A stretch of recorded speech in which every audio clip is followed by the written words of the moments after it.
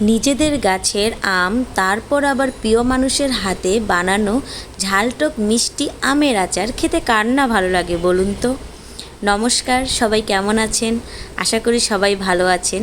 আমরাও ভালো আছি ভগবানের কৃপাতে।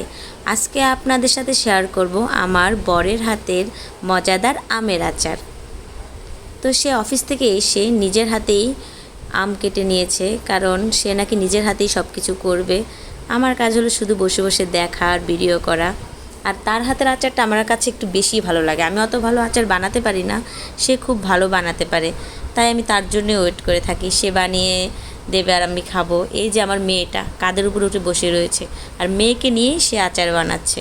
আর মেয়ে তো মহা খুশি, বাবার আচার বানানো দেখছে। আমরা দুজনই আচার খেতে খুব ভালোবাসি, আর মেয়েটা হয়েছে ঠিক তেমনই।